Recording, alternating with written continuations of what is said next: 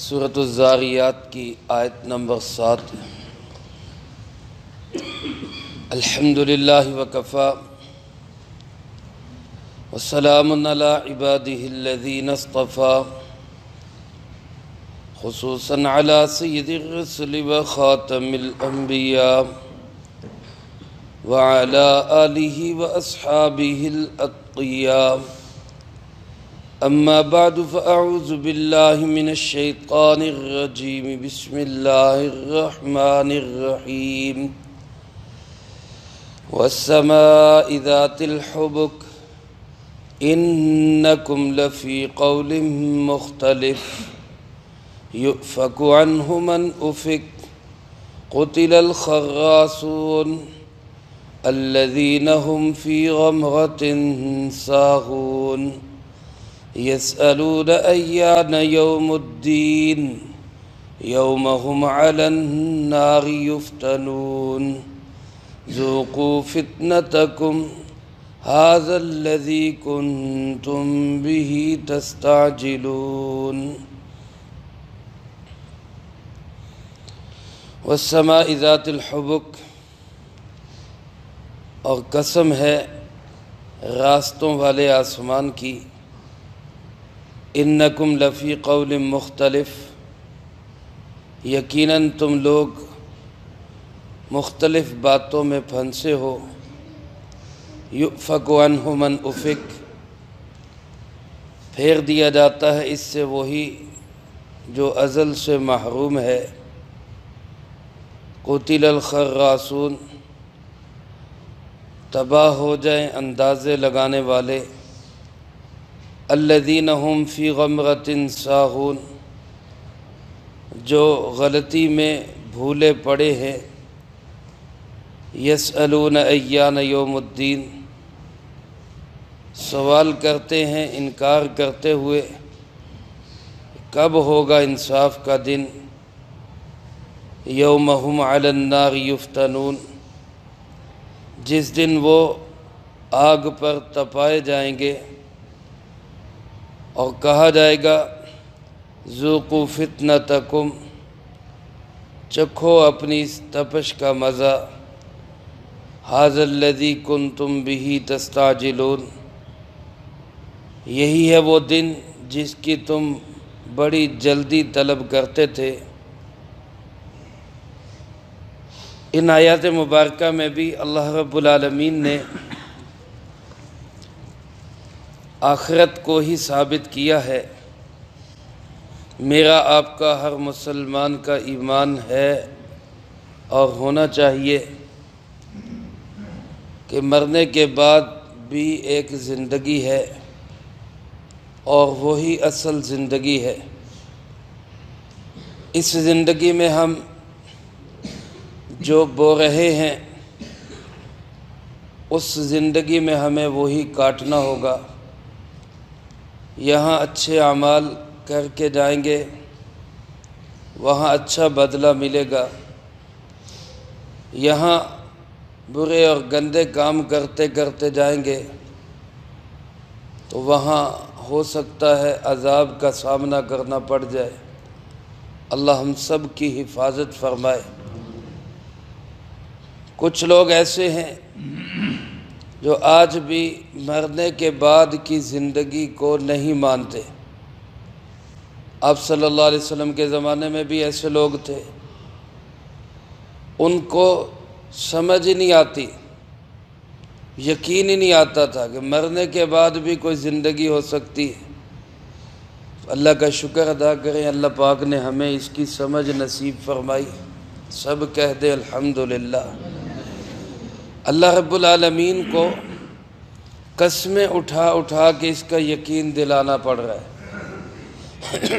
حالانکہ اللہ پاک تو سچوں کے سچے، سب سے بڑے سچے، قسم اٹھانے کی ضرورت نہیں، ویسے بھی کہہ دیں تو بات پکی ہے، لیکن ہماری فطرت کو سامنے رکھتے ہوئے اللہ پاک بھی قسم اٹھا کے کہہ رہے ہیں۔ فرمایا والسماء ذات الحبک، قسم ہے اس آسمان کی جو راستوں والا ہے۔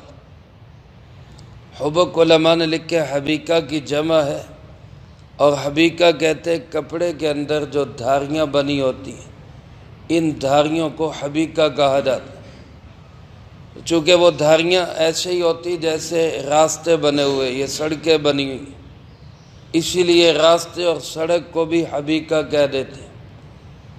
تو یہاں ایک معنی تو یہ ہے کہ قسم ہے اس آسمان کی جو راستوں والا ہے۔ آسمان میں راستے ہیں، ایک راستہ تو وہ ہے جہاں سے انسانوں کے نیک اعمال اوپر جاتے ہیں، الیہ یصعد الکلم الطیب والعمل الصالح۔ اللہ پاک فرماتے ہیں کہ پاکیزہ کلمات اور نیک اعمال اللہ کی طرف اوپر جاتے ہیں۔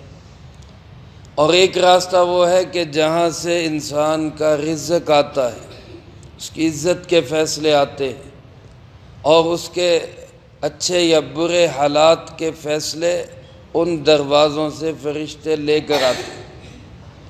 اس لیے آسمان میں یہ راستے موجود ہیں، ہمیں نظر آئے نہ آئے، ہمارا اس پہ ایمان ہے۔ دوسرا معنی بعض حضرات نے لکھا ہے حبک کا جالی دار، جیسے کپڑے کے اندر ایسے باریک باریک جالیاں بنی ہوتی ہیں، آسمان بھی ایسا جالی دار آسمان ہے۔ رات کے وقت اگر ہم اس کے منظر کو دیکھیں تو ستاروں کے جھرمٹ میں آسمان یہی منظر پیش کر رہا ہوتا ہے کہ جیسے یہ کوئی بہت بڑا جال ہو۔ اللہ پاک اس آسمان کی اور اس کی رفعتوں اور بلندیوں کی قسم اٹھا کے فرما رہے انکم لفی قول مختلف، کہ تم لوگ مختلف باتوں میں پھنسے ہوئے ہو۔ مختلف باتوں میں پھنسنے کا مطلب کہ کچھ لوگ قیامت کو مان رہے ہیں، کچھ نہیں مان رہے، کچھ تسلیم کرتے ہیں کہ اللہ حق ہے، اللہ ایک ہے، کچھ اس کو نہیں مانتے، کچھ مانتے ہیں تو ساتھ اوروں کو شریک کر لیتے ہیں، کچھ جناب محمد کریم خاتم النبیین صلی اللہ علیہ وآلہ وسلم کو اللہ کا نبی اور رسول تسلیم کرتے ہیں، کچھ نہیں تسلیم کرتے۔ اور پھر جو اختلاف کرتے ہیں، جو نہیں مانتے، وہ بھی آپس میں مختلف ہیں۔ کبھی رسول اللہ صلی اللہ علیہ وسلم کو کہتے ہیں کہ نعوذ باللہ یہ جادوگر ہے، کبھی کہتے ہیں یہ جی کاہن ہے، نجومی ہے، کبھی کہتے ہیں کہ جناب یہ تو جھوٹا ہے، نعوذ باللہ من ذالک۔ کبھی رسول اللہ صلی اللہ علیہ وسلم کے متعلق کہتے ہیں کہ یہ اللہ کا کلام نہیں، اس نے خود بنا لیا۔ اللہ پاک فرماتے ہیں تم سب ایسے ہی مختلف باتوں کے اندر پھنسے ہوئے، اور اسی اختلاف میں پھنسے رہے اور موت آ گئی تو پھر سوچو کہ مرنے کے بعد کیا ہوگا۔ اور فرمایا یؤفک عنہ من افک، اس سے اسی کو پھیر دیا جاتا ہے جو ازل سے ہی پھرا ہوا ہے۔ عنہ، اس سے کس سے پھیر دیا جاتا ہے؟ علماء فرماتے ہیں کہ اس سے مراد قرآن کریم ہے یا رسول اللہ صلی اللہ علیہ وسلم۔ اللہ کے قرآن سے یا رسول اللہ صلی اللہ علیہ وسلم سے اس شخص کو پھیر دیا جاتا ہے جو ازل سے ہی محروم ہے۔ یہ سب سے بڑی محرومی ہے انسان کی کہ وہ قرآن سے دور ہو جائے اور جناب محمد کریم صلی اللہ علیہ وسلم سے دور ہو جائے، یہ سب سے بڑا پھرا ہوا ہے۔ اور بعض حضرات نے لکھا ہے عنہ سے مراد قول مختلف ہے، اس قول مختلف سے اس کو ہٹا دیا جاتا ہے جس کی فطرت میں ہدایت ہے۔ وہ جو پھرا ہوا ہے یعنی وہ غلط بات کو تسلیم نہیں کرتا، وہ صحیح راستے پہ رہتا ہے، اللہ فرماتے اس کو صحیح راستے پہ رکھا جاتا ہے۔ فرمایا قتل الخراسون، یہ خراسون ہلاک ہو جائیں، برباد ہو جائیں۔ خراس کس کو کہتے ہیں؟ علماء نے لکھا ہے خراس اس کو کہتے ہیں جو محض اپنے اندازوں سے ہی کوئی بات سیٹ کرتا رہے۔ قرآن کریم، حدیث مبارک، رسول اللہ صلی اللہ علیہ وسلم کے فرامین، اللہ کی باتیں، یہ پکی باتیں ہیں۔ اس کے مقابلے کے اندر جو اپنی باتیں لائے گا، وہ ظاہر ہے وہ کیا ہوں گی؟ وہ اندازے ہوں گے، وہ خیالات ہوں گے، وہ محض تکے ہوں گے۔ تو سادہ لفظوں میں اس کا ترجمہ یہ کر لیں کہ یہ تکے لگانے والے برباد ہو جائیں۔ ایک بندہ ایسے ہی اندازے لگائے رکھتا ہے، جی نہیں ایسا ہوا ہوگا، بس جو کچھ بھی ہے قرآن نے، رسول اللہ صلی اللہ علیہ وسلم نے بتا دیا، اور وہی حق اور سچ ہے۔ اس سے جو بندہ دائیں بائیں ہوگا وہ پھر یہی تکے لگانے والا ہوگا۔ اللہ پاک فرماتے ہیں الذین هم فی غمرۃ ساہون، یہ وہ لوگ ہیں جو گمراہی میں اور بھول میں پڑے۔ غمرہ کہتے کوئی انسان غلط راستے پہ چل پڑے، اور ساہون بھولے ہوئے، غلط راستے پہ چل گیا اور بھول گیا۔ ایسا انسان راہ راست پہ کیسے آئے گا؟ اس لیے میرے عزیز دوستو، آج بھی انسانیت کو صحیح اور درست سمت میں لانے کا راستہ وہ یہ ایک ہی راستہ ہے کہ ہم اللہ کے قرآن سے تعلق جوڑیں، رسول اللہ صلی اللہ علیہ وسلم کے فرمان سے تعلق جوڑیں۔ اس کے بغیر کوئی راستہ نہیں۔ اور اللہ پاک فرماتے ہیں یہ لوگ قیامت کے منکر سوال کرتے ہیں، یسألون ایان یوم الدین، یہ سوال کرتے ہیں انصاف کا دن کب ہوگا۔ علماء نے لکھا ہے ایانہ کا جو لفظ ہوتا ہے، اس سے سوال وہاں پہ ہوتا ہے جہاں سوال کرنے والا جس چیز کو وہ پوچھ رہا ہے اس کا وہ منکر ہو۔ اس کو آسان الفاظ میں یوں کہہ لیں کہ کوئی اگر سوال کرتا ہے جی قیامت کب ہوگی، وہ پوچھنا چاہتا ہے، اس کے لیے لفظ ہوتا ہے متی الساعہ، قیامت کب آئے گی۔ اب یہ پوچھنے والا قیامت کا انکار نہیں کر رہا، صرف پوچھنا چاہتا ہے کب آئے گی۔ لیکن ایک شخص یہ سمجھتا ہے، یہ کہتا ہے کہ قیامت ہے ہی نہیں، وہ کہتا ہے جی نہیں بالکل کوئی قیامت نہیں۔ وہ پھر جب سوال کرتا ہے وہ کہتا ہے کہ ایان یوم الدین، یہ قیامت کبھی ہو بھی سکتی ہے۔ اس لفظ کا مطلب کیا ہوگا کہ قیامت نہیں ہو سکتی۔ تو اس لیے میں نے ترجمے میں یہ لفظ اضافہ کیا کہ یہ سوال کرتے ہیں انکار کرتے ہوئے کہ قیامت کب آئے گی، وہ جزا کا دن کب ہوگا۔ اللہ پاک فرماتے یومہم علی النار یفتنون، وہ جب ہوگا تو اس دن کیا ہوگا؟ یہی انکار کرنے والے یہ جہنم کی آگ پہ تپائے جائیں گے، وہ اس دن ہوگا۔ یہ ایسے ہی جیسے کسی انسان کو کہا جائے کہ بھائی تمہاری پھانسی کا آرڈر ہو گیا، اور وہ کہے کہ میری پھانسی کیسے ہو سکتی، کب ہوگی میری پھانسی؟ تو اس کو کہا جائے گا کہ جس دن ہوگی اسی دن پتہ چل جائے گا۔ تو اللہ پاک نے بھی اسی انداز سے جواب دیا، یہ جو انکار کر رہے قیامت کب ہوگی، تو ان کو بتاؤ جس دن تمہیں آگ پہ بھونا جائے گا اسی دن قیامت ہوگی۔ وہ نہ ماننے والے اس کو اب کیسے منایا جائے؟ پھر وہ انتظار کر لے، جب آئے گی پتہ چل جائے گا، اس کو خود اپنی آنکھوں سے دیکھ لے گا۔ فرمایا یومہم علی النار یفتنون، جس دن یہ آگ پہ بھونے جائیں گے اور ساتھ فرشتوں کی طرف سے یا اللہ کی طرف سے ڈانٹ کے کہا جائے گا ذوقوا فتنتکم، اب اپنے اس عذاب کو چکھو، اب اس کا سواد لو۔